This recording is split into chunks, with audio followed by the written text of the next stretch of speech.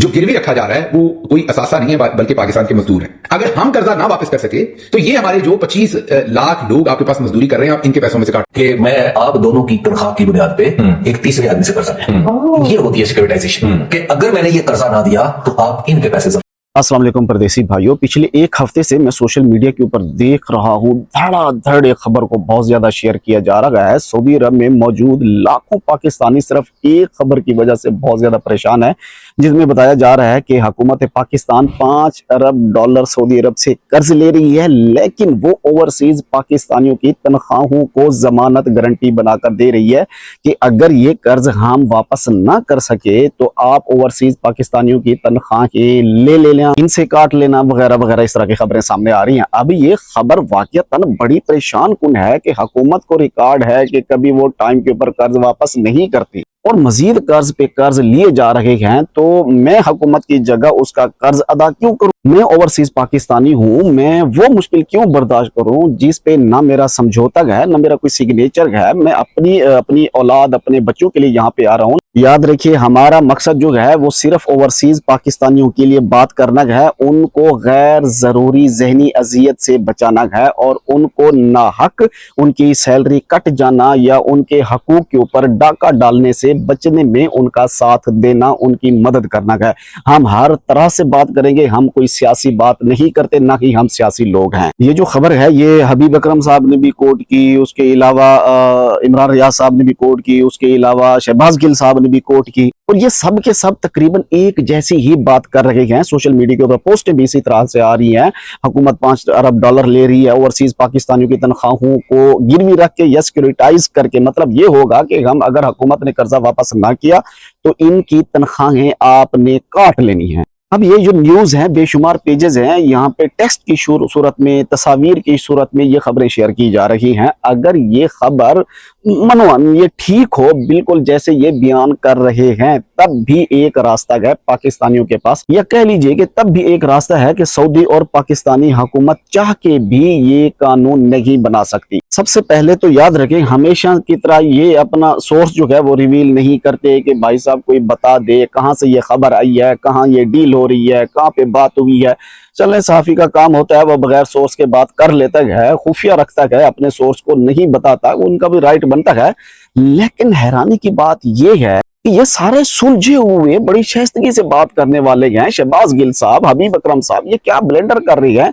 ये मेरा नहीं ख्याल कि ये ला इल्मी में ऐसा कर रही हैं या इनको समझ नहीं आई। ये पूरा का पूरा समझ चुके हैं, लेकिन एक पैनिक क्रिएट करने के लिए ऐसी बातें कर रहे हैं, ओवरसीज भाइयों को परेशान करने के लिए ऐसी बातें कर रहे हैं। याद रखें, हुकूमत पाकिस्तान कोई भी ऐसा कानून नहीं बना सकती सऊदी अरब के साथ जिसमें गैर मुल्कियों को यानी पाकिस्तानियों को उनकी तनख्वाहों से महरूम कर दिया जाए, क्योंकि ना तो ये पाकिस्तानी कानून में कहीं पे दर्ज है, ना सऊदी अरब के कवानीन में कहीं पे दर्ज है, बल्कि उनके लेबर लॉ के खिलाफ है अगर ऐसा हो तो। और इंटरनेशनल कवानीन के तहत भी ऐसा नहीं हो सकता कि एक जो है ना मजदूर बंदा काम कर रहा है और आप उसकी तनख्वाह को जो है ना आप गिरवी रख दें। पहले तो आप लोग ये समझ लीजिए, ऐसा कानून कोई नहीं आ रहा और ना ही ऐसा हो सकता है जैसे ये हजरात बयान कर रहे हैं और पैनिक क्रिएट कर रहे हैं।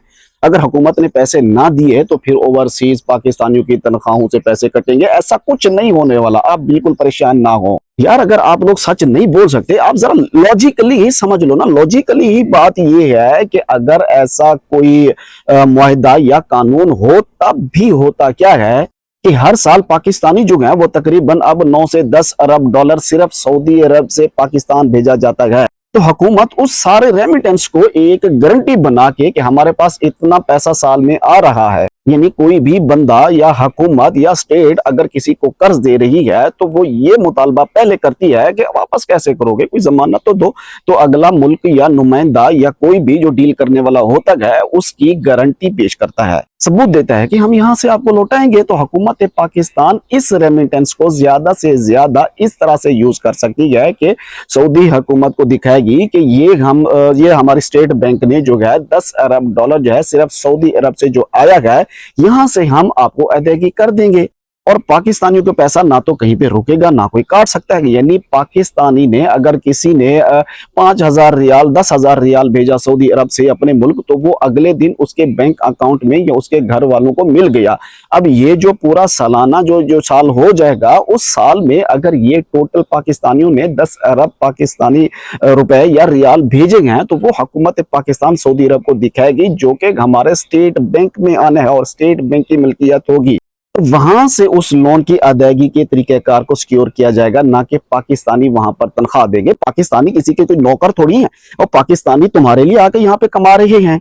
शहबाज गिल साहब, अब आप जरा बताएं कि पाकिस्तानी जो परदेसी भाई वहां से आता है यहाँ पे मजदूरी करने के लिए, वो अपने बच्चों को भी पाले और हुकूमतों को भी पाले और आपकी बातों को भी सुने? अरे जानबूझ के आप लोग ये पैनिक क्रिएट कर रहे हैं। ये सारे के सारे बड़े पुराने लोग हैं जिन्होंने इस खबर को शेयर किया, इस खबर को कोट किया, रिपोर्ट किया। सब पता होता है इनको, लेकिन ये अवाम को परेशान करने के लिए जो है ना ये ऐसी बातें करते हैं। इन्हें बस अपनी टीआरपी चाहिए होती है। अवाम चाहे जो मर्जी जिस तरह परेशान होती रहे, पैनिक हो जाए, कोई बात नहीं है। इन्होंने तो हद ही कर दिया। क्या बातें की जा रही हैं यार, और बहुत सारी बातें हैं। हुकूमत से बदले ले लें कि मैं कोई किसी भी हुकूमत का मैं फैन नहीं हूं, मैं किसी भी सियासी जमात का कोई फैन नहीं हूं, मैं खुद ओवरसीज हूं। आज तक किसी भी हुकूमत ने ओवरसीज भाइयों के लिए किसी भी तरह के किसी भी हक में कोई कानून नहीं बनाया, किसी ने कोई दाद रसी नहीं की ओवरसीज भाइयों के लिए। बाकी हम दुआ करते हैं अल्लाह तबारक व तआला तमाम परदेसी भाइयों को अपनी हिफ्ज़ व अमान में रखे। मुझे दीजिए इजाजत। अल्लाह हाफिज।